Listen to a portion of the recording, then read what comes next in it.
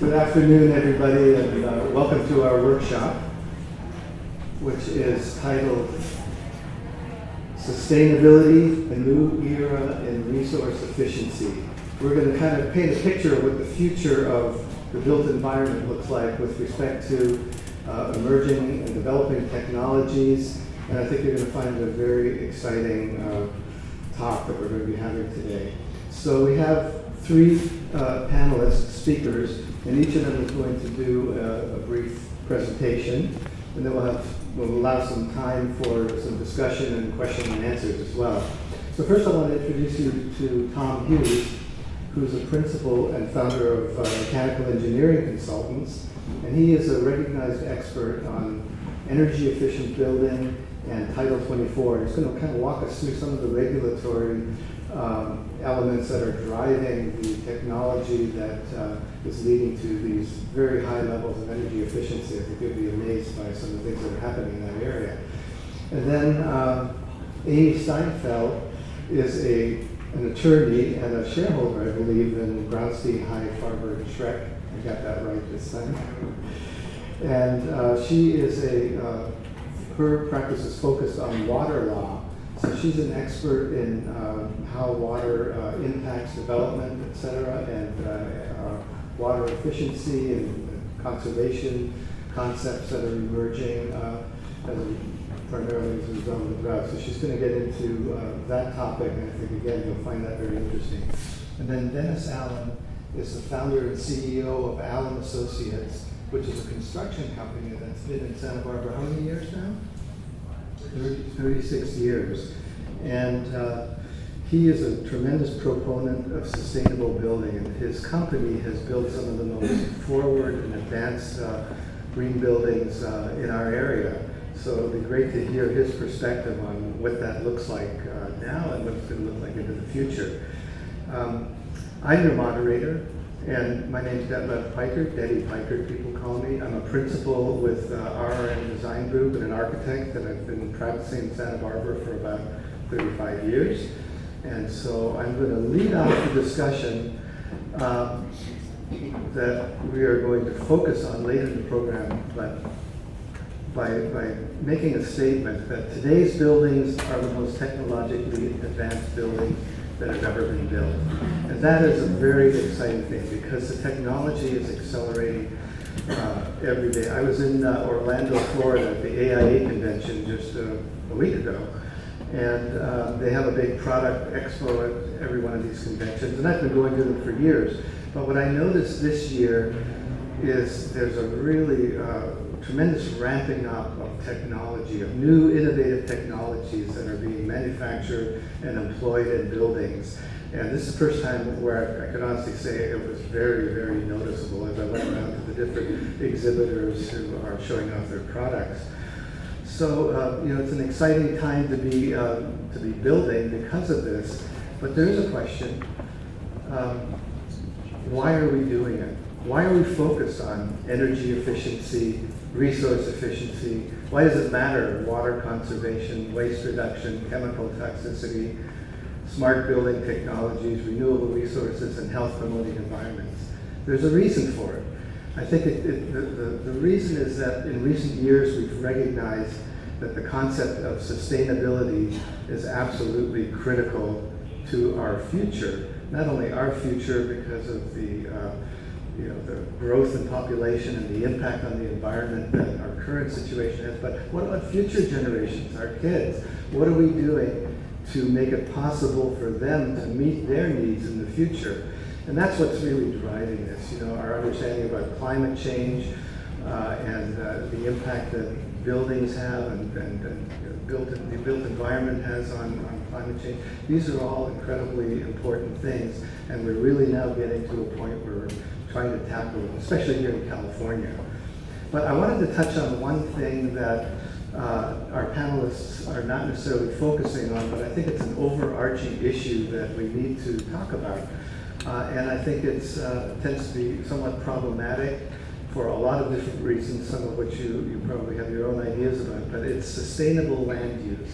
How we use the land is a really critical piece of the overall picture of sustainability. if Santa Barbara really wants to be a sustainable community, we have to deal with the land use issues, with our policies and zoning ordinances and all of that. We know what happens when you don't deal with those things and you just allow urban sprawl to go rampant. If you've ever flown into Los Angeles, especially at night or any time really, and you see this huge blanket of sprawl that's just spreading endlessly in every direction. And the implications of that are tremendous on our environment, because one of the things that happens with this pattern of development is that it gets locked in for God knows how long, 100 years, 200 years, who knows, right? And it's very, very difficult to reverse that. It's very difficult to go back and say, well, let's create, a sustainable community out of this type of environment, which absolutely requires that every one of these homeowners may have to commute for 45 minutes or more in some cases just to get to a job or even meet some of their ordinary daily needs. This is a graphic, I'm not going to get into it too much, but it was done in Canada actually for the city of Halifax, and it just shows what the cost of sprawl is. It's tremendously more expensive to develop this urban sprawl land use pattern than it is to focus our attention and create walkable, livable communities of higher density, more compact development within our urban core, and then create those hierarchies that avoid this tremendous sprawl. I mean, people living in the suburbs typically drive their car 3 times more than folks living in an urban built-up environment, urban core. And there's just a whole raft of things, and if you're interested, I can send you that and you can look at it at some future point. One interesting thing, there's an article in the LA Times which you can reference by just looking it up. There's been a lot of research lately to figure out how will California meet its climate change goals. And one of the things that was determined was unless we build a lot more housing density in our cities, we're not going to be able to do it. So it's really important that we start thinking about how to do that and how to do it in a way that really works for the community, that's aesthetically pleasing and that creates beautiful, walkable cities, as they suggest here, that some central areas will look more like European cities that we've come to admire over the years. This, I don't think, is the future. I did order my jetpack from Amazon. I don't know when it's going to come, but I look forward to that. And I don't think this is the future either. I don't think that's not a sustainable model either. But this probably is. This is, there may be some real innovative sort of buildings that might come about in the future. But I think our communities can still look a lot like this and increase the density, create more livable, walkable environments closer to services and jobs and all of that, and really create wonderful cities. So I want to give a couple of examples just for people who still get queasy thinking about density. This is the city of Florence. Has anybody here visited that city? Probably quite a few of you have at one point. And I think you probably agree it's one of the most beautiful cities in the world, certainly widely recognized that way. And it's a very dense city compared to, let's say, the city of Goleta. The density here is probably about 9,200 people per square mile, and the density in Goleta, I believe, is about 2,200. So my point here was just to kind of describe something. This is the Camino Real shopping center, where the Costco store is. Has anybody ever been to Costco? I think probably almost everybody, right? You'd have to drive out there from far and wide to get there. And it's great, it's a great store, and it's actually a very nice shopping center, but there's not a single person that lives within this very large area of land, although there's, some suburban sort of development around it, and then some higher density that's just recently been built here, which is good. But I wanted to show what happens if you superimpose the city of Florence at the same scale onto this large piece of land, and you can see that the entire central core of Florence would fit right in there. This is the big cathedral and some of the squares, etc. And I guess my point really is to say that it's quite possible to develop at much higher densities than we're used to and create beautiful, incredible urban environments. I want to give you one other example that I think is quite interesting. That's the city of Barcelona, which is also considered to be a wonderful, livable, beautiful city in Spain. And this next graphic shows how that compares to one of our great models of urban sprawl, which is the city of Atlanta. It's a beautiful city, but again, you can see here that this large area of land, which is about 7,600 square kilometers, houses about 5.3 million people.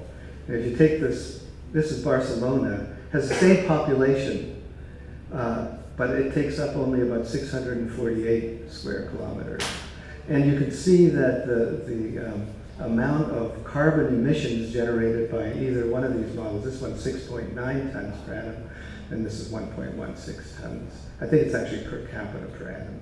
So, you can see this is a feasible model for us to be following, creating higher density living environments, more walkable, etc., using our our precious land resources much more wisely than we have in the past. So a little inspiration there. Here in Santa Barbara, we have some great policies that are leading in this direction with AUD, and it's been extremely successful. In fact, I think it's one of the more forward-thinking policies in the state and one of the more successful ones. I know that people may be calling into question now. I urge you to get engaged in the debate because I think it's very important. We don't want this future, obviously, but by attacking these different areas of sustainability, these different dimensions of sustainability as we go forward, we can truly achieve a sustainable Santa Barbara, a sustainable region, etc. And right now, we want to move into focusing on what that built environment would look like in the future and what some of the issues are that we're dealing with, et cetera, right now. So we'll start off with Tom.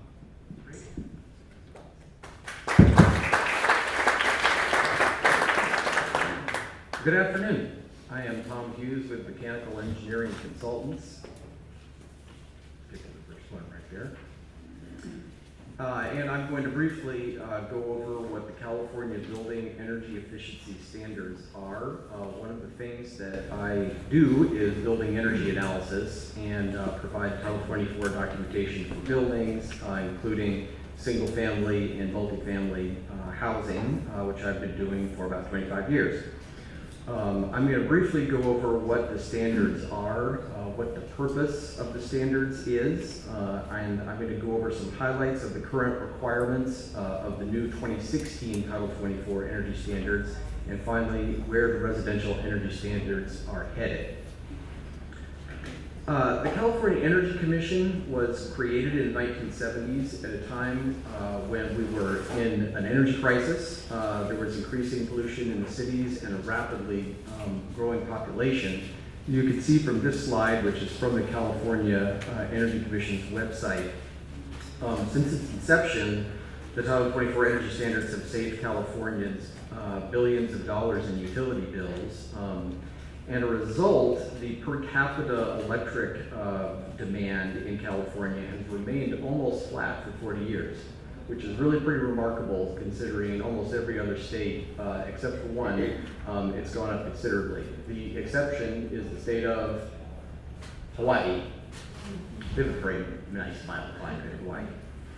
And even the peak electric demand in California occurred in 2006, which was over 10 years ago. So the bottom line is the energy standards have had a dramatic impact on energy consumption in the state of California.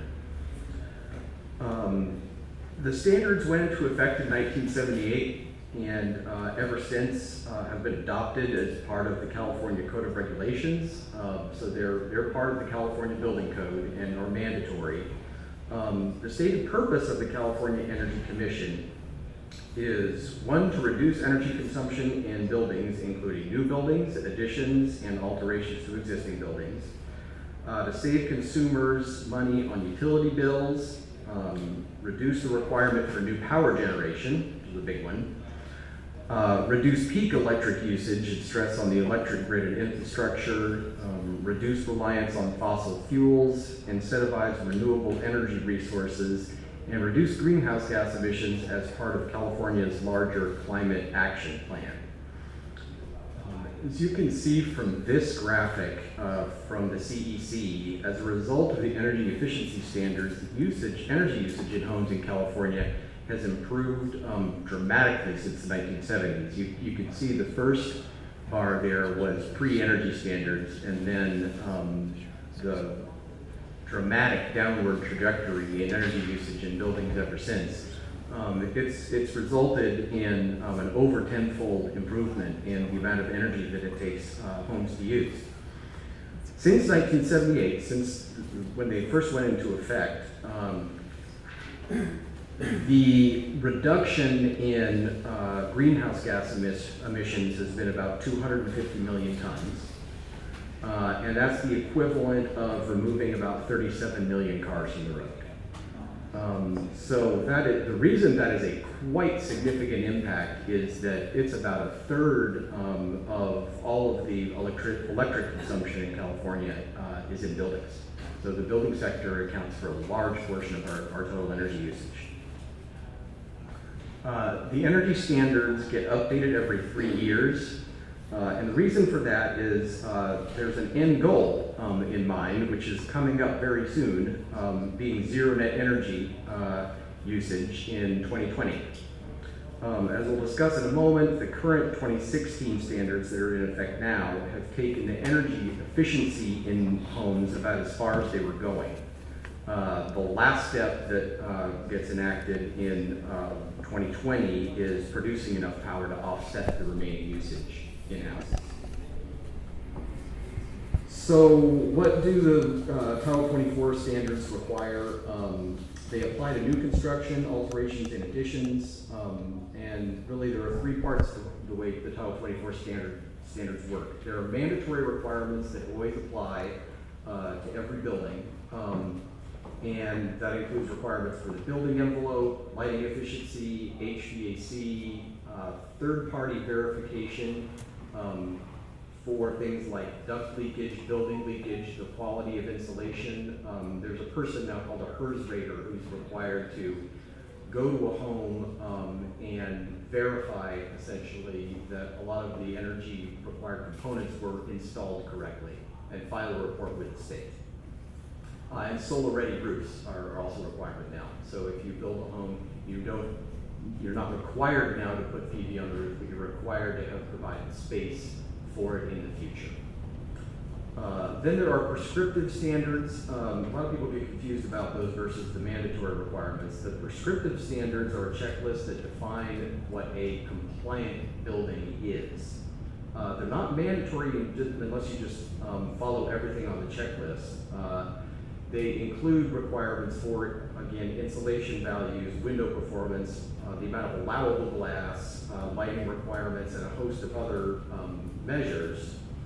But most people do performance modeling for Title 24 compliance to show that a building complies with the current requirements. And that uses an approved computer model to calculate an overall energy budget for the building, and it allows you to make trade-offs between different energy-saving features of a building. So if you install a solar hot water system, or you install more insulation, maybe you can get larger glazing areas or not have such a strict requirement of what type of glass you use. So you have to comply with the overall energy budget. It's defined by those prescriptive standards, but you don't have to do every single one of them. It allows for trade-offs.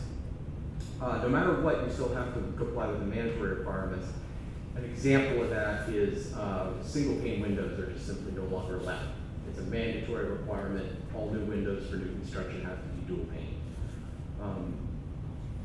So some of the new range of options for the 2016 standards are high-performance attics, high-performance walls. Really, what defines a high-performance attic and a high-performance wall is that the insulation values are 38, and in addition to that, there's a requirement for continuous rigid insulation on the roof that bridges thermal gap between framing members. So rigid insulation and insulation underneath, and same thing for high-performance walls. The standards also assume now that you're doing a tankless water heater.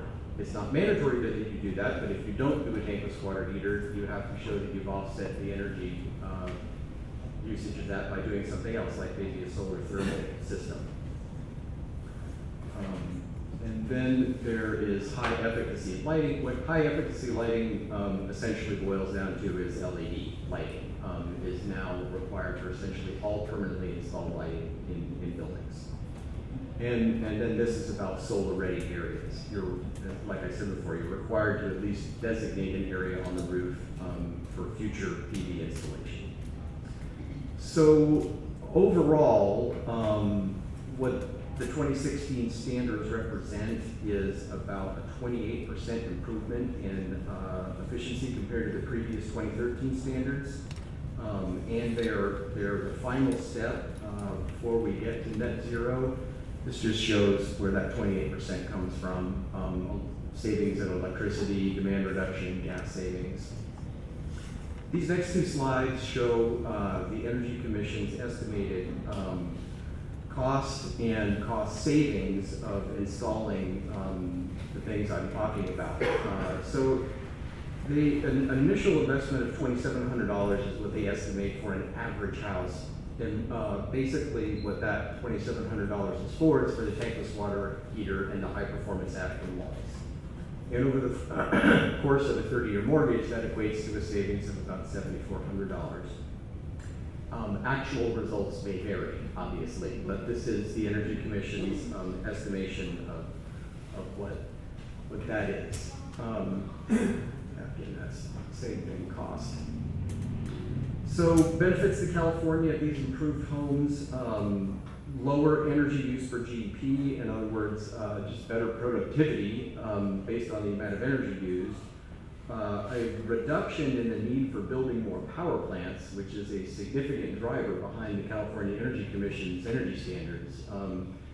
Improvements in efficiency equate directly to we do those or we build somehow new infrastructure to provide power for a growing population. So energy efficiency really pays off from that standpoint. Improved reliability in the grid, eliminating rolling blackouts, things like this, jobs in the green sector. And in terms of energy savings, this is a good graphic. You can see that after 30 years, the buildings that will be built under the 2016 standards will save energy that's equivalent to 3.1 million electric vehicles driven for 40 miles each day, 2.2 million homes, and 12 new power plants. So it's an impressive amount of energy savings. I've tried to answer basically the frequently asked questions about the 2016 energy standards of what the standards are, why they're important, why do they get updated, what will they cost, how much energy will they save, and then the next couple of slides I'm going to show you are about where the standards are headed, and that is net zero energy usage in 2020. It's kind of the end game for Title 24. So the current energy standards are intended to get the energy usage down to a point where a reasonable and affordable amount of PV can be used to offset the remainder. On a house that was built in the 70s, that would have been really prohibitive. It would have been 10 or 15 kW of PV. The idea is now to get down to a point where we're talking about 2 to 3 kW of PV to offset the remaining energy usage in a building, which definitely is in the realm of doability. I ran some calculations on a typical 2,000 square foot house in Santa Barbara built to the 2016 standards, and it took about 3 kW of PV to reach net zero energy. So the remaining things that have to get worked out in order to get there are what to do about extreme climate zones, what to do about areas where PV isn't really practical. They're working on potentially community solar. So if a neighborhood is able to have enough roofs with solar power on it, maybe every single house does it, and then utilities figure out a way to make that work. I'm going to just summarize with these two slides. The reason that we're trying to get to zero net energy in residential buildings is California has a climate action plan, and part of that is that by 2030, 50% of all of the energy produced in California will be from renewable energy sources. And so zero energy homes can play a large part in that. And the other goals are 50% reduction in usage in existing buildings and developing cleaner energy resources. The bottom line is the homes being built and retrofitted under these current standards, and the ones in the future are much more efficient than they were in the past, and we're getting this close to the end game of having houses that produce as much energy as they use, or even more. So that's it for me. Thanks for attending. If you have any questions, I'm happy to answer them later.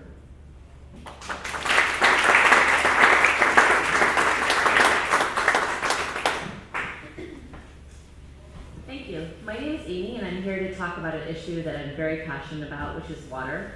I've spent the past 13 years working on water issues for a variety of clients, public agencies, farmers, and developers in Santa Barbara County and throughout the state. Today I'm going to talk about serving development during times of water scarcity. This is, of course, a very hot topic in the Central Coast. We hear a lot about it, especially from a lot of the no-growthers that don't want to see any more development and often use water as sort of their reason. So I'm here to talk about creative and sustainable solutions to this issue. So just a quick primer on where we get our water from. I know we have a very sophisticated audience, and most of you probably know, but just a quick overview. Our main supply on the Central Coast is surface water from the San Ynez River, and we have 2 or 3 large storage basins. Everyone has probably driven past Kachuma at some point on their way up to the valley. We also rely on groundwater supplies in this region. I don't know if you guys are aware, but we're actually standing right on top of a groundwater basin right now. The city of Santa Barbara has 3 small storage units. The city of Goleta has a much larger groundwater basin, as does Montecito and Carpinteria. In addition, we receive imported water from the state water projects. That water comes down and is also stored in Kachuma. And that water, of course, is from the San Francisco Bay Delta, which originates in the Sierra Nevada mountains. Because we're connected to the larger state water project, Santa Barbara and the rest of the coastal area has the ability to purchase supplemental water supplies from, for example, farmers and other water districts who have extra water, which allows us more flexibility, especially looking back at our past drought. Then there's the desal plant. I know most of you have heard about the reactivation of the old desal plant, which we just heard earlier this morning is going to be online very, very shortly. That has the capacity to supply Santa Barbara with about 30% of its water needs. And they also have the ability to turn that off when there is sufficient surface water supplies. And lastly, but not least, because I think this is going to be a very important piece of the water picture, is recycled water. And currently Santa Barbara provides about 90 customers with recycled water. It's used, of course, in mostly schools, outside irrigation purposes. But the hot topic that everyone is talking about right now is called direct potable reuse. So at some point, we're going to be treating our wastewater to such high standards, we're going to be able to put it directly into our potable water system. The problem with recycled water is you need a whole duplicative system of purple pipes, and that's very, very expensive. So a lot of new developments don't have the funds. It just doesn't make sense to hook up to the recycled water system. So this is a whole laundry list. I could talk about this for weeks, but the issues facing California's water supplies, which were really highlighted, I think, over the past 5 years, our water providers did a really, really good job of really educating customers about the problems that are facing all of our water supplies, and these all, of course, apply to the Central Coast too. So quickly, climate change. The problem with climate change, it's really exacerbating what's called the drought to deluge cycle. So we're going to see longer periods of droughts. And then just like this past year, we had an extremely wet year. Areas in the Sierras received about 200% of normal precipitation. In addition, our imported water supplies are facing all kinds of challenges, endangered species concerns up in the Bay Delta, aging infrastructure. I read a stat recently that most jurisdictions lose between 10 and 20% of their potable water supplies due to leaks, which is a pretty high stat. Lack of funding to support this. Recently, we all were aware of the Oroville Dam crisis, so seeing more and more of our infrastructure that was built in the 50s starting to fail. Groundwater overdraft. Most jurisdictions started to rely heavily on groundwater during the drought because surface water supplies were diminished. And then, of course, water quality issues. So I don't want to leave everyone depressed because it's a lot to deal with, but it's not just gloom and doom. The drought really caused people at the federal, state, and local level to come together and come up with innovative solutions. So this past drought really forced a lot of innovation and collaboration in the water industry. Of course, we have diversification of supply, so trying to rely less on these imported water supplies that are very expensive from the Colorado River and the State Water Project, and looking in our own backyard to see what we can do with our local supplies. Water efficient development and xeriscape landscape has come a long way. If you look at the picture on the right, I mean, I think that's just so much more beautiful than a lawn. I think most of you would agree. So it's no longer trendy to have a lawn, and succulents are in, which is great. Also, there's a lot of incentives to retrofit fixtures in old houses and then remove turf. So cash to grass has been very successful. A lot of programs with local water districts that have removed a lot of turf, especially in the Los Angeles area. Emerging technologies. So I was talking to Tom earlier. It's funny because water conservation and water efficiency has really lagged behind energy, which is strange. But these are some of the things, and none of these are really new. It's just that they're becoming more accessible to both existing homes and new homes. So all kinds of exciting things like kits to convert old meters, new smart meters that respond to local water conditions. So if it rains, your whole system will turn off. Rainwater recycling, laundry, the landscape is very popular. That's probably the easiest one to install. Rainwater collection, it can be as simple as putting a rainwater barrel underneath your roof to very large, expensive systems. For example, places like San Francisco that are catching huge amounts of rainwater. So what is the status of development during drought? You know, a lot of, I think, what we're seeing here on the Central Coast is the knee-jerk reaction has been, oh my gosh, there's all these new hotels and you know, multifamily homes. Let's stop all development. And the problem with that reaction is that it really exacerbates our other crisis, which is, of course, housing. And so the facts really show otherwise. If you look at this is from Goleta Water District. The annual demand is in blue, and you look at the new demand. So it's such a small percentage of what's going on. It really illustrates that the old housing stock is the problem. A lot of the homes on the Central Coast were built before the 80s, before there was any standards in place for fixtures. So I was just telling Tom, we've seen some toilets that we're using as high as 10 gallons per flush, which is pretty incredible considering that the new toilets out today that you get at Home Depot are at 1.2 gallons per flush. So, you know, this just shows that, you know, the old housing stock also needs to be looked at, and the new housing tends to be so uber efficient that it's really not the problem. I just want to sort of bust a few myths. A lot of people are concerned that new development erases all the gains that people are making from conservation. So if you live in Santa Barbara, Goleta, you should know that we're still in the stage 3 drought condition, which means there's restrictions on times of watering, days of watering, things like that. But I read recently that in Goleta, the customers conserved 1,000 acre feet, while new projects coming online only accounted for 20 acre feet. So that's less than 0.5% of the total used in that particular district. In addition, people see multifamily condos and they get really concerned that it's adding to our community water demands. But in fact, the average multifamily residential use is about 36 gallons per person per day, which if you look at some single family homes, it's upwards of 100 to 200 gallons per day. So. The first step is integrating design at the outset. Dennis is going to talk a lot about that. Water seems to be kind of left to the end, but I would really encourage developers to, and architects and builders and contractors to think about water at the outset, because there's a lot of new exciting things that can be implemented. And it's just like energy, it's a cost-saving thing. I mean, the price of water, it's just going to go straight up. You know, we're going to be paying for this $40, $50, $60 million desal facility, and all the ratepayers are going to be responsible for that. So, you know, cutting back your water use not only saves energy, but also saves money. Calculating project water demand. How many of you have seen the new Alma del Pueblo project? It's right by the public market.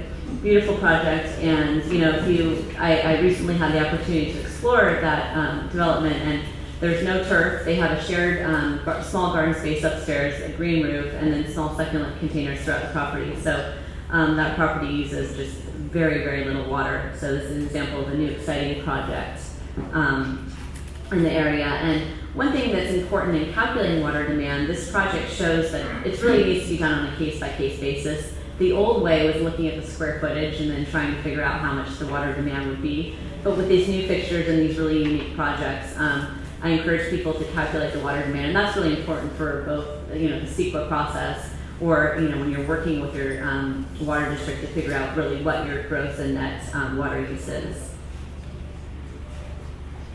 So water efficient development, it's not just one thing. It's sort of like with our energy, the energy. We're going to be looking at all kinds of renewables. So what goes into a water efficient development? Well, it's a mix of these things: efficient structures or fixtures, maximum recycled water if it makes sense to connect, drip irrigation, porous hardscape, gray water, rainwater recapture, stormwater capture, on-site treatment. So the big trend is trying to keep all the water that falls on the property on site instead of letting it flow off and then it's just filling up the sewer system. So that's what we're seeing in these new developments. Now, what's the state doing? So Tom and I were also just sort of laughing because they were so behind the ball as far as coming up with California Green Building Standards codes that apply to both indoor and outdoor use. And Cal Green applies to all new development. It also applies to retrofits or remodels when you're increasing your square footage. So it regulates things like, what type of fixtures you can use, so your toilets, and it has certain numbers. And most things that are sold in California, you actually can't buy, heavy water use fixtures anymore. They're actually illegal in California.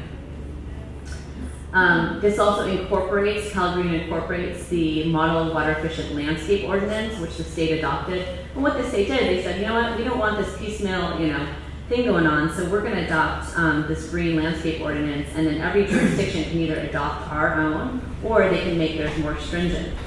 And so this applies to new landscapes that are 500 square feet or more, and also retrofitted landscapes that are over 2,500 square feet. And the reason why this is so important, about half of our urban water use is used for landscape irrigation. Now, everyone freaks out about water, and what I like to tell people is we actually have a huge buffer, because if needed, like we saw in Santa Barbara with the lawn watering ban that's now been lifted, is we have a lot of excess water to make our lawns look pretty, but if needed, we could rely on that water for potable use, which is what the city did. So some of the landscape revisions include, regulating the actual irrigation systems, ensuring that you put in a smart meter, incentivizing gray water use. So there's all types of different things related to what percentage of turf you can have versus xeriscape plants. So this is a quick little picture. Who in the audience knows who this is? This is actually my husband. So this article, it was very funny. It was picked up by the LA Times and it ran a few different times. But we bought a really old house on the west side, and we spent the past 5 or 6 years upgrading it. We worked with Sweetwater Collective, a great group in town that does a lot of community workshops where it was great. They brought like 15 volunteers to our house 3 different times to do 3 different projects, because they're trying to really teach both kids and different people looking for new jobs in the area, how do you actually implement, for example, a gray water system. So we have a pretty extensive gray water system that waters all our fruit trees. We put in some hardscape. We shrunk the size of our lawn, and then we also put in a California native bent grass, which is a grass that uses about half the amount of traditional grass, and it also goes dormant during the summer. So a quick case study. First, I want to point out there's so many water efficient projects in Santa Barbara and Goleta. But the reason why I'm highlighting KB Home's project in San Diego is it was the first system to have a residential gray water system installed in every single home. And it was, what it really did is it collected all of the water, and then it actually filtered it, stored it, and then it could be used for outdoor irrigation use. It was an expensive system. It was around $10,000 per home. But if you think about what people are eventually going to be paying for water, $200 to $300 per month, assuming you have, landscape outside, this actually makes sense. Now, looking at our own backyard, what's going on, I thought it was important to highlight this because this directly relates to what's going on with our housing situation. The city of, this is the city of Goleta, but it's actually Goleta Water District has a moratorium on any new water service connections. So right now, if you want to go build something in Goleta and you do not have a historical water right, you are not allowed to hook up to their system. Now, that doesn't prohibit you from bringing in other supplies, but for the most part, it has stopped a lot of growth in Goleta. And I just wanted to point out that from my point of view, this is a very closed-minded approach. One thing that a lot of other jurisdictions are doing that I think is a more creative way to deal with the water situation is to develop what's called a demand offset program. It's also called water neutral development. And so what that means, say for example, a developer needs 5 to 10 acre feet of water for new development. They can come in and calculate how many toilets they could replace, say in 500 homes. They would pay to replace 500, toilets, and then they would reap the savings. So the project actually would use zero net water. The benefit of that is there's a lot of people on fixed incomes that can't afford to retrofit their own homes, so it's the developers paying others to do that. It also encourages developers to pay for their own water supply, and it's really a win-win because people who have been interviewed in these districts and surveyed report that when they have these what are called water neutral developments, they feel better because they tend to support development. They don't feel like the developers are taking their own water supply. So something to think about. So quickly, just to sum up kind of what we've talked about today is what is the future? So as I've mentioned a few times, the era of cheap water is over. People need to start really paying attention to how they're using this. Population, I think we're going to hit 2050 by, 50 million by 2050. Climate change has continued to really stress our water supplies. Who manages it matters. I mean, there's a lot of infighting among the jurisdictions in this area, but I think at the end of the day, coming together and developing a regional water supply plan, which people are working on in this area, makes a lot of sense. Diversification, so again, continuing to use imported water supplies when needed, but looking more to direct potable reuse, stormwater recapture, conjunctive use, so storing water in our groundwater basins when we have very wet years. Innovation, again, drought has sparked a lot of innovation, so we can expect to see more and more water efficient development. And then lastly, just ways to improve is to consider water at the outset of each program and then encourage these water providers to develop these sort of retrofit programs so we can really get at the old housing stock, which is continuing to use just massive amounts of water. So thank you.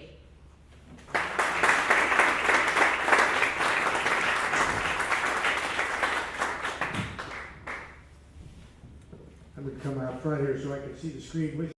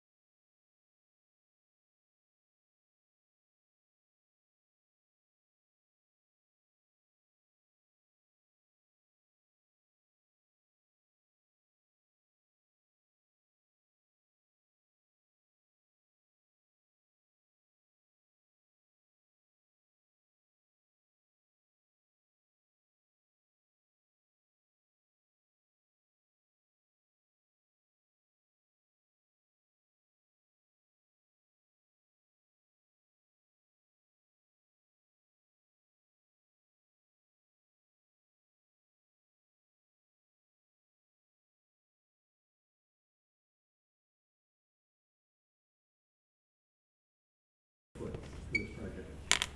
I mean, that's, almost anybody can afford that. And the benefit of it is that you reap the benefits for years down the road. Tom talked a little bit about zero net energy homes. When this goal was set first under AB 32, which was 2006, the zero net energy home goal was set in 2008. And many of us, even those of us who've been doing this for quite a few years, said, how the hell are we going to do this? It would seem like a challenge out of reach. And it was only, 2008, 12 years down the road. We're 9 years down that road now. And now we all know we can do it. We're starting to do it on spot projects all the time. Some of the more forward-looking developers are doing it on every one of their homes and developments in various parts of the state. This particular house was a Z&E home. It's down in Farber Beach. And a zero net energy home basically is what we were talking about with Tom, is hitting the maximum efficiency you can in the initial construction, so it's hitting Title 24 plus 15%, and then making up the difference of what the energy use that you have in that building by on-site renewables. And most of those are plug loads, what we call, you know, where your computers are plugged in, or your iPhones to recharge, and those kinds of things are not taken into account under Title 24. It's hard to know what they are, but as you start seeing the budget of the home, that's what you have to offset to get the Z&E. We're not even just talking about Z&E anymore, we're talking about energy positive homes, because we know we can go beyond that, and as we get into some of the sharing possibilities in neighborhoods, you can share with your neighbors if you're producing more, have an income stream as well. The Public Utilities Commission says to get the Z&E homes is somewhere in the $2 to $8 a square foot. For a modest home of 1,000 square feet, that's $2,000 to $8,000. And you get the added benefit not only on your energy bills, but you get increased comfort and really healthy interiors. So, you know, there's a bunch of pluses. It's hardest for us here in Santa Barbara to put this kind of money into homes because our energy bills tend to be lower than any place else in the state, lower than the Income Valley. But you can still, you know, when you plot that out over years, it's a net gain, and the return on investment is a significant one. This is a project a few blocks from here that we did 7 years ago. And it was an infill project, which infill is a really significant way to go, I think, to help on the energy front, because you're not building out all those new roads and stuff. It's the kind of issues that Debbie was talking about. And this project was planned to be a Z&E project, but because it was in the Historic Landmarks District, the wisdom of the commission was that we don't want to see solar panels anywhere in the Historic District. In spite of what the state's saying that could not be an issue, but they were pretty adamant about it. And so we decided not to challenge that, but we had to hide them all on the roof. You can see in the little pop-up on the roof in the picture there, there's a parapet around the building, so we had to put all the photovoltaic panels, the solar panels, and the solar thermal, the hot water solar panels, within that area. So we were not able to put as many panels as we had planned on the building. But in spite of that, and these are all electric homes, which that may surprise you. There was a period way back in the 60s where they were called the gold medallion homes, if you remember that. Those with gray hairdo. Anyway, those soon went out of fashion because they became too expensive to maintain, and then utility goes on. Well, we're back there, but in a whole different environment, and it makes a lot of sense now to go Z&E and all electric, because it's the only way you really can produce all electricity and energy that you need from renewable sources. So if we want to be the most least impactful on the climate change and on the environment, we need to be thinking about all electric homes. This one is, and interestingly, our annual bill, I happen to be fortunate to live in the middle unit. It's like a little paradise within paradise here in Santa Barbara. And our annual bill was just under $180 for the year. And we do everything with electricity. That's all our computers, it's the dryer, it's all the cooking, and we cook most of the time at home. So it would have been a very easy step to get the Z&E if we had that space for additional things. In addition, it's a passive solar design project, and so we've never had the furnace on, the heater, in the 7 years we've been there. Temperature varies over the course of the year between 70 and 80 degrees, with no outside input other than the sun coming through the windows. And it just shows what we can do because we're in such a mild climate here. Even when it's down in the 30s, the temperature will only vary 1.5 degrees in a 24-hour period, at most. That's what it varies. So, you know, putting these things into that you have to do anyway on a home, but just paying attention to these things, you can get there with having savings down the road year after year, month after month, day after day. And that's all passive solar, it's no geothermal? No geothermal. No, and it's our system is a 3 kW that we were able to put in. So a 4 kW, we would have been home free, probably had energy we could have sold to you. One of the challenges with moving in this direction is helping us learn how to live in these kinds of buildings.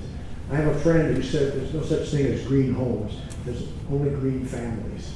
And he's absolutely right that, you know, there have been examples of this, certainly here in California, where you can have attractive homes. The homes are basically identical. You can have 2 families with the same number of kids in them, and one will have twice the energy bill as the other one. Maybe not quite twice the water usage, but pretty close. So it's how, and we've grown up. I mean, I grew up in this culture. You know, for the past 70 years, we've had no awareness about resource use, the scarcity of resources. We're starting to get it here in California with water because we've been through drought. We're still in a drought. But with energy, we're still, you know, starting to get a little awareness, but most of us don't think about it on a day-to-day basis. One of the great things that we've experienced in our company is putting these little dashboards on kitchen counters or someplace in the home where you walk by it every day and you see exactly what energy you're using, whether it's electricity or gas, at any given point. And it tells you which appliance, where it's being used, which plug is drawing that energy. If it's, so you know if it's your computer, or you know it's, you know, whatever it is. And just this alone, by people seeing this and looking and checking on it, they cut their energy use by 15%. It's just an awareness issue. The other thing I like to think about is starting to set up competitions to see who can do the best, use the least water, use the least power, whether it's in a condo association or it's a residential neighborhood, and you know, to publicize that, publicize who does the best, publicize who does the worst. So you know, start saying, I don't want to be at the bottom of that list. You know, and maybe have a prize. I mean, a condo association very, very easily could, you know, give them a trip somewhere or something, you know, over the year. You know, you start getting people to pay attention to this stuff. There's a great story of a dorm on a campus of the university back east, and they wanted the kids to start paying attention to shutting out lights, and they talked about it. Nothing had happened, really. Nothing made any difference. So they put a flat screen TV over the door leaving the dorm, and they had a mother polar bear on a little ice float with her baby right next to it on the same ice float. And as they left things on, the ice float broke in two and they started drifting apart, the mother and the baby. Well, the kids got so excited, you know, and they said, we don't want that to happen. They want to get, so they started turning out the lights and the ice floats came back together. So again, it's finding creative ways to give people awareness about what their behavior is doing.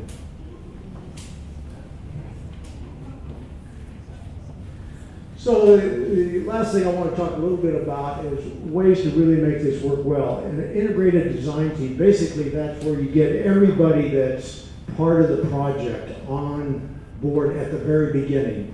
So certainly the owner, if it's an individual home, or developer, if it's a multi-unit project, with the architect, the critical engineers, the lighting engineer, the mechanical engineer, in some cases the water engineer, get the energy consultants on board if you're going for that, landscaper, the landscape architect, have everybody sit down at the table at the beginning, set the goals, and you're much more likely to get creative input how to get there, which will save money, but also you make sure you do get there or even exceed what the goals you start out with.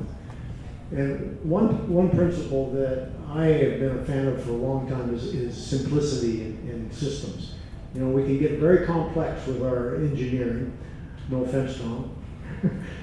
Tom's on board. We've done many projects together. But for example, one of the things that I like is to try to solve multiple issues in a home or in a group of homes that have just one system to meet those multiple challenges. An example would be, for example, is a heat pump, where a heat pump now is an all-electric unit, so it fits in my all-electric home. but it uses a little bit of electricity, and it usually gets about 5 times the amount of heat out of it as electricity. So it's almost like alchemy, but it isn't. And a single system can provide all the heating you need, all the cooling you need, and all the hot water you need. So you have one piece of equipment that can do all those things in a home or in a multiple unit project as well. The other challenge that we've had through the years is getting the building trades that do these things on projects to execute them the way we want to at these higher standards. And it's a challenge. It's an ongoing educational challenge that we face. Because you can't watch every worker all the time if you're supervising a project. But one of the things that Tom mentioned about the HERS raters, they come on and they're now inspecting the insulation, inspecting the tightness of your ducts. If those do not pass the HERS rater, the trade guy has to come back on the job, and they lose money if they have to come back and redo it. So I think that's going to be a really important step in making certain that we implement these higher standards. And almost like where I started, on cost is such an important thing. When you're in the design and the implementation, knowing exactly what the cost of each system is and how it can relate and integrate with other systems is critical for us getting there so that it does dampen down any additional costs that might be there. You can certainly go green and spend a lot, but the challenge that I love is how to get there spending just pennies rather than dollars. That's it.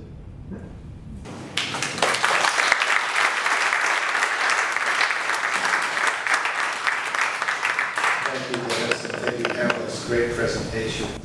Very interesting, and I think personally exciting picture of the future and where we're headed. So I'd like to open it up for some questions. I'm sure some of you have some interesting questions. Go ahead. So I'm John Peterson with Habitat for Humanity. I just add this. We did get 3 of the units certified as passing. So not the whole development, but 3 of them. But Habitat has been trying to build very green for a long time, and so we don't have the problem here. Our families, particularly in Kansas City, have 0 energy bills. But I know Inland Valley is a lot where they're building very energy efficient, but the families are still getting really high bills from the energy providers.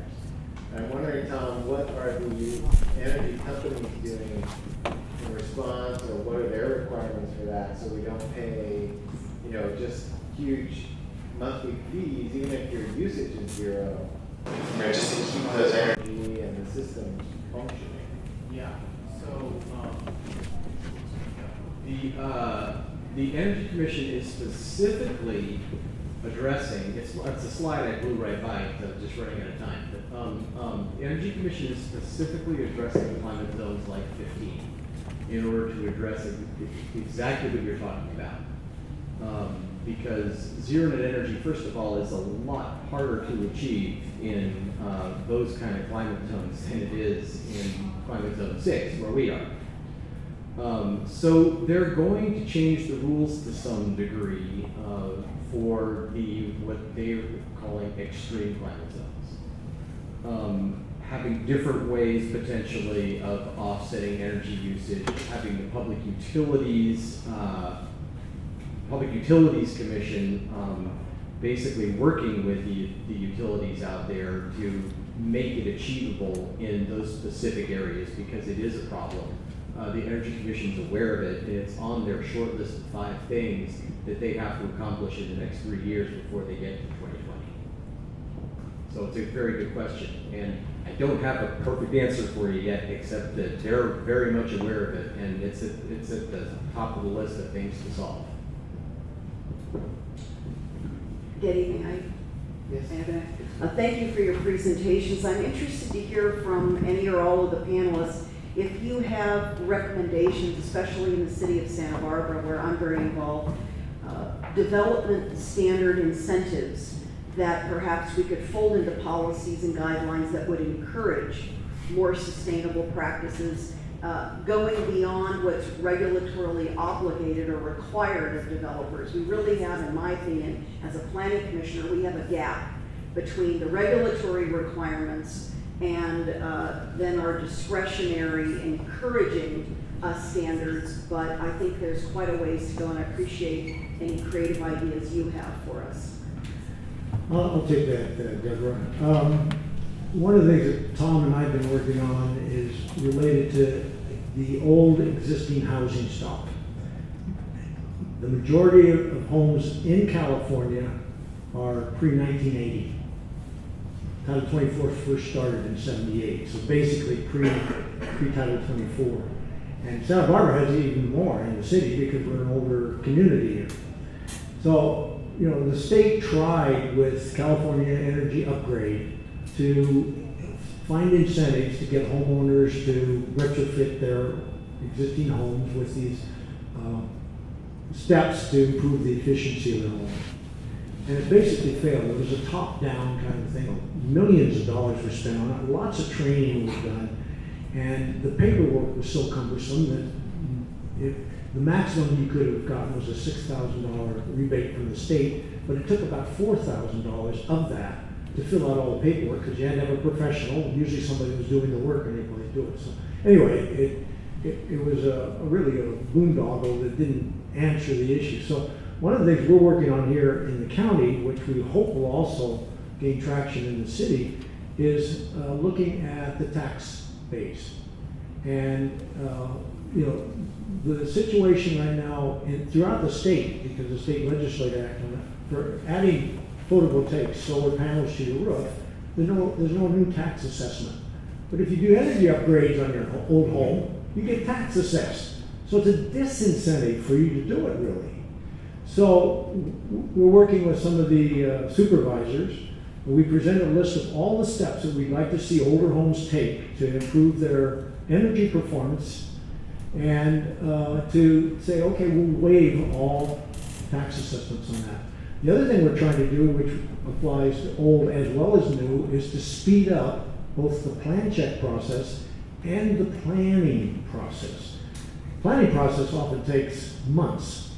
So if we can knock a month or 2 months off of that and a few weeks off of the permit check, time check, that's money to a lot of people. It's money to everybody, but some people really care a lot about it, so those are the kinds of things that if we can get those three elements as part of the package, we think it's going to really incentivize new zero net energy homes right now before they have to do it. And we think it's going to really encourage the retrofitting of existing homes. If you do an additional addition on your house or remodel your house, you'd still be assessed on that, but not the energy components of energy. That's where it goes. And we're getting some traction on it. We're midstream, so it's not finalized yet. But, and you know, nobody likes to give up taxes, none of the jurisdictions. But this fits directly with city and county climate action plans.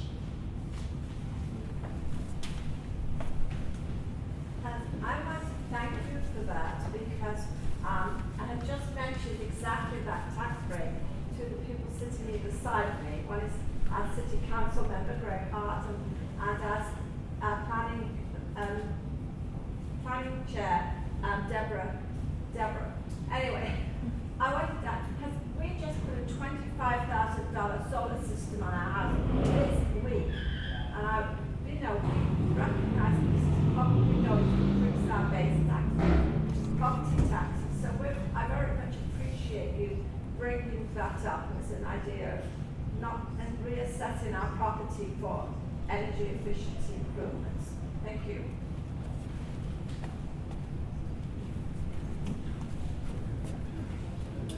Hi, I was just wondering on the water, how is the desalinated water going to get into the pipeline, so to speak, and how is it going to be built? So it's already been built. It's actually just being retrofitted. So the city actually saved a lot of money by retrofitting an existing plant because they didn't have to redo the permitting process. Billed with like BILLED. How is it going to get billed to the users? How does it get billed? Well, I think maybe Kevin can say, I'm not really on the radiation side, but I just want to point out that it's going to be clean to such a degree that it's going to be potable supply that's going to be put directly in the existing system. So it'll be mixed in with the other water supplies.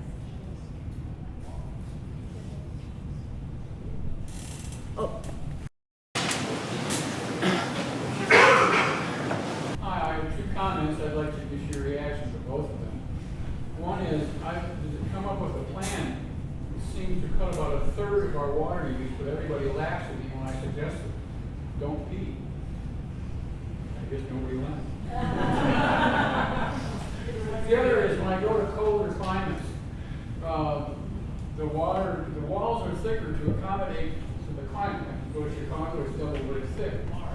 And you come to Southern California, it's maybe single plywood thick.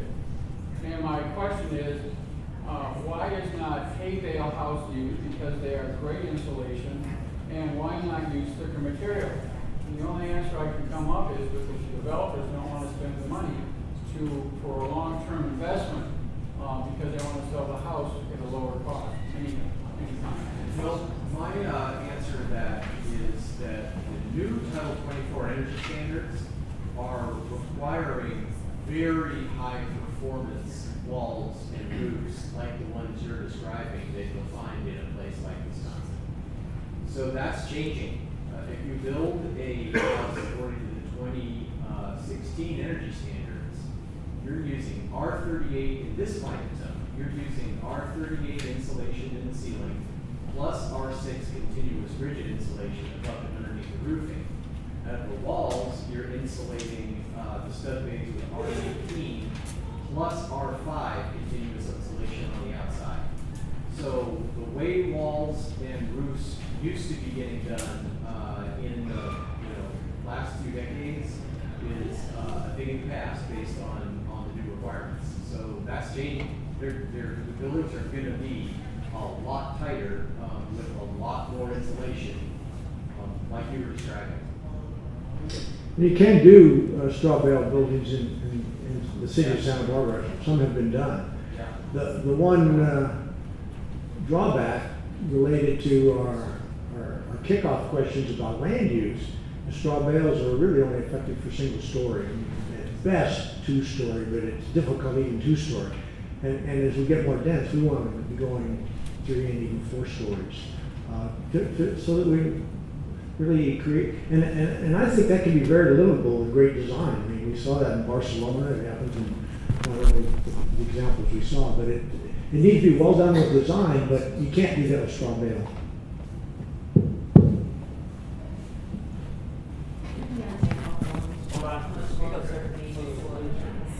Hold on. So my last conversations, could you repeat the question? Okay, so her question was when Toledo Water District is going to lift the moratorium. So my last conversations with Toledo Water District, they revealed, so they have to be receiving 100% of their Kachuma supplies. And the problem with that is the Bureau just cut their water rates. Kachuma is only 50% full, so all the agencies are going to be receiving probably 40 to 50% this year. And so unless we have another few years of very above average precipitation, it's unlikely that they will be lifting the moratorium anytime soon. Does it going to affect any new buildings other than what's already been take place in the leader? Yes and no. If a developer has an existing water entitlement, or they can purchase water from outside source, they will be allowed to move forward with their project, assuming the city approves it. 2 things. Are the 2016 requirements, do they apply to renovations and alterations? So the answer to that is yes, they do. They apply to any portion of either the building envelope, HVAC, water heating that you're altering. So, but they're simplified for alterations. So let's say you've decided at your house you want to just replace all the single pane aluminum sliders with new high performance dual pane vinyl windows. What the energy standards allow is if you use a window that's got a U factor of 0.32 and a solar heat gain coefficient of 0.25, you can make that swap out without doing anything else. So the answer is and another example is if you're re-roofing your house and there's not already a minimum of R19 insulation at the roof, then you're required to provide insulation when you re-roof your house. If you replace your heating system, let's say you replace your furnace, or let's say you just add air conditioning to a heating system you already have, you're required to have a HERS rater come out and do duct leakage testing on your existing ductwork and seal the ductwork to make sure it's not leaking. Typical duct distribution systems have an average air leakage of 30%. 30%. No joke. And so HERS raters now are required to seal ducts to a minimum of a maximum of 5% leakage. So we were really, the majority of homes, just dumping conditioned air into attics and crawl spaces. So those are examples of kinds of alterations that would require you to do some form of documentation. But it doesn't mean that you have to bring the whole house up to the new 2016 standards. It just means you have to comply with specific requirements for the things needed. Yeah.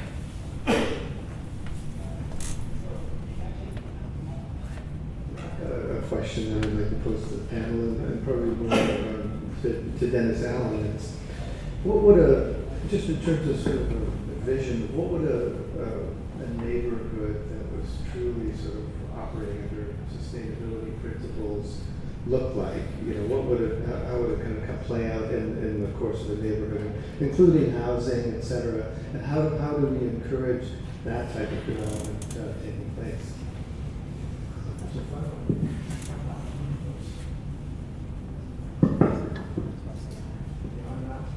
Sorry. I'll use this one. My fault. I've thought for a long time that you could have a community where every house was a green house in it, every building was a green building, and not necessarily have a very sustainable community. So you have to take into account not just the structures we live in, but the patterns we live in, how we get around. And you know, one of the things that I think is really exciting, but it's certainly going to challenge, I think, a lot of the things that we heard from the keynote this morning, is we're moving into a time where we have solar panels are just dropping significantly in price. They have been for a number of years. The last 5 years, they've dropped 80%. And they're going to continue. The decrease in price is accelerating. There's new technologies coming on for solar panels. The same thing's happening, which is just really starting with storage systems for residential use, business use. It's starting to happen. A lot of this was on a fairly sort of medium scale in Orange County because of the closure of San Onofre. So they've taken some down there. One project was 15 high-rise business offices, buildings, and they started talking to Southern California Edison. They found out that if they could put a ceiling on demand, so there'd be no spikes in the demand for these buildings, Southern California Edison would give the customers a 25% reduction in their energy costs. So then they went into the building owners and stuff, and they grouped these buildings, and they put in garage size scale storage systems. Some were flow batteries, some were lithium ion batteries like Powerwalls from Tesla that we've all heard about. And they guaranteed the utility that they would have no spikes, so that they wouldn't have to have peaker plants come online. And this was all within one substation of Edison. I mean, that was the critical thing. If these had been scattered all over the district, the whole area, territory of Edison, it wouldn't have made any difference. But the fact that they could not have to worry about that one substation area anymore was really important to Edison. So they went to these buildings and started doing this, and then they got the building owners to put some renewable on the project. But the control of the demand is not just with renewables, it's also drawing on Southern California Edison power at 2 a.m. rather than at 5 p.m. in the afternoon, when it's super challenging for Edison to supply that, and they have to charge a bundle for it. So these have been really successful. I mean, everybody's benefited from these examples. This was Advanced Microgrid Solutions, was a company that's been doing some of these things. Susan Kennedy, if you know that name, she was living in Sacramento with a couple of the governors. She was chief of staff and was on the Public Utilities Commission. Anyway, But, you know, this is something we can also do in small little neighborhoods. It wouldn't have to be a garage size. And there's so much innovation with storage system, and the price is coming down very faster even than solar panels came down. And a lot of it's using and combining the same microchip technology so that these can integrate with microgrids, so that you're not using power in your house, Debbie, and I am in mine. I can draw from the same system, and it can be evened out to everybody's advantage that way. Another thing that is, I think, coming down the pike, which is going to probably get rid of most of our garages, is there's going to be electric vehicles that are going to be autonomous drivers, and will be getting the same service that we don't get with our gas-powered cars out of these electric vehicles, and we just use our iPhone and it picks us up within a minute, and it takes us across town, and we'll spend about 1/10 of what we spend now on our cars. Every one of us has a car, and we use it on average 4% of the time. The rest of the time it's parked. And I've heard the statistic that even that 4%, 40% of that is spent looking for a parking place. But, you know, it's a really silly use of assets and of our resources, our financial resources. So if we can, you know, instead of paying $12,000 a year to have a gas-powered car, and we can get the same service for $1,200 a year, it's silly not to do it. But that starts reshaping the way our neighborhoods are going to look from a sustainable point of view. We'll have more room for park space, for public shared space. We'll encourage the other modes of transportation as well. And I think the possibilities are really exciting. It's kind of a long answer, sorry. It's a great answer, and just interesting to imagine a situation where you get together with your neighbors and start having these conversations about how to do this sort of thing. And I think the incredible benefit is that everybody can end up saving a lot of money, once that investment is made and you go forward with that. And I think it's all possible because of the decentralization that is coming and it's beginning to happen of our energy system. Yeah. I'm wondering, have there been inroads made in not only materials but cost of materials for recycled products used for instance, structural lumber or things like that? It used to be that I've had projects where I've done decks and boardwalks and used structural lumber that was highly expensive for recycled plastic for the structural elements. But is that coming online now more, and there's more recycled products available for building materials? Well, there's more and more materials all the time that incorporate the recycled content. Some of them are structural in the lumber area. Some of them are non-structural. In fact, you're talking about probably non-structural. I'm talking about structural. Most of the decking, the Trex decking, and some of there's been a plethora of companies that have developed. Most of them are what I would call minimally structural. I mean, a span. I'm talking about the post. Yeah, I'm talking about actually the structural elements, even for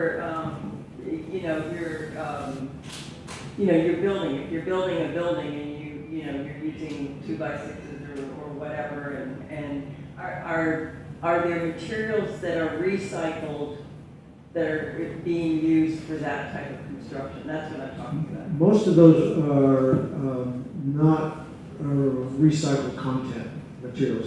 They're what they call engineered products. Engineered products are using rapid growth, almost waste wood in little chip form with binders, and they are structural. And in many ways, there are pluses using them because there's no twisting, warping.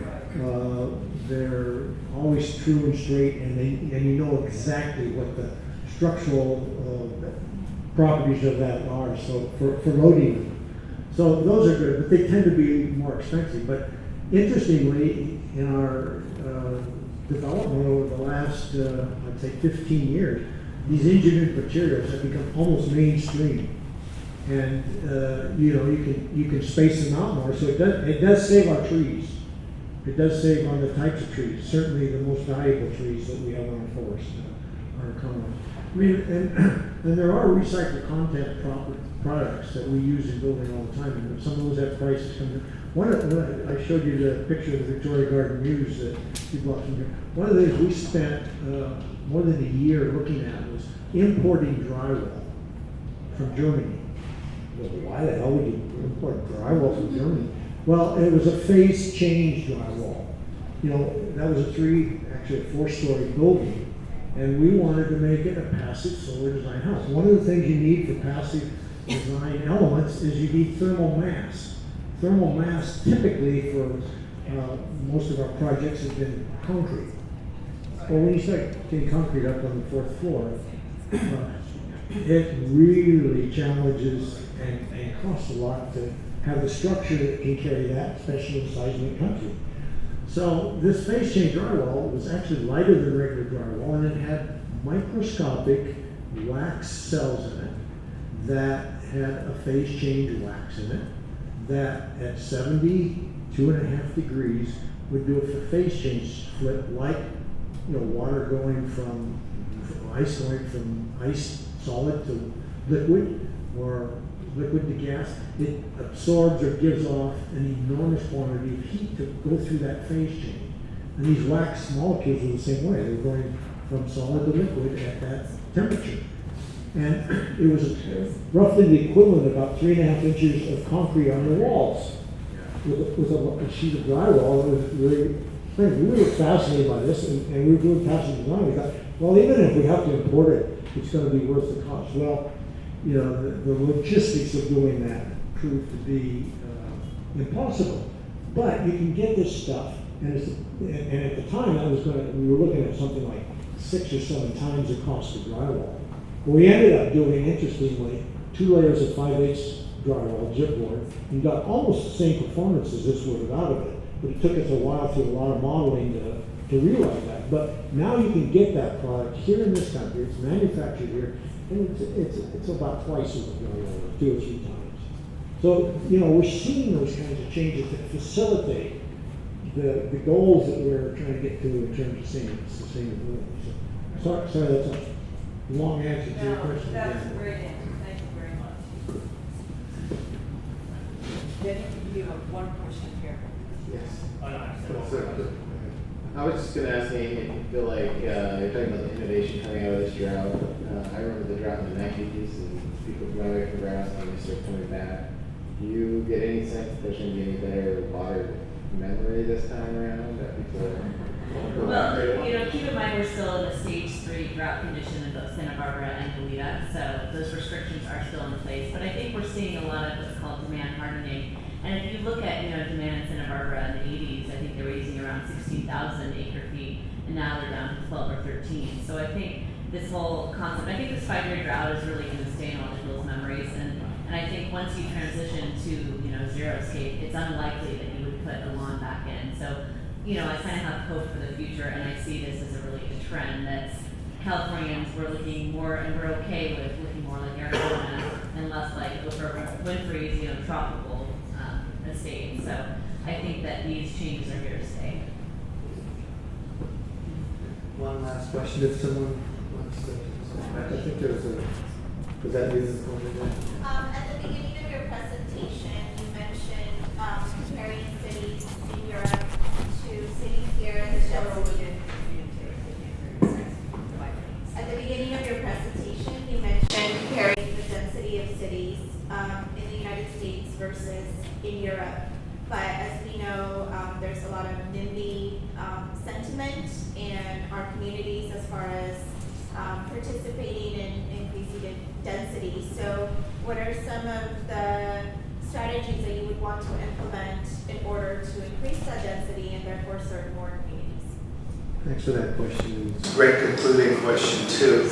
I think the most important thing is engagement, community engagement, and perhaps even prior to that, education. Coming to conferences like this to really understand and grapple with the nature of the problem, our housing problems and crisis as we describe it. And the city has strategies in place. We passed a general plan that tried to address some of these issues and begin to move in this direction. But there are, it's a difficult political problem, not just here in Santa Barbara, but everywhere, in communities all over the country. But little by little, with education and engagement of the community, really understanding the issue, we're just kind of stepping away from the emotions of it and grappling with the facts and supporting the kinds of strategies that do bring about these kind of changes, I think is what's necessary. So on that note, we're going to run out of time. I want to just thank you all for joining us here today and thank our panel.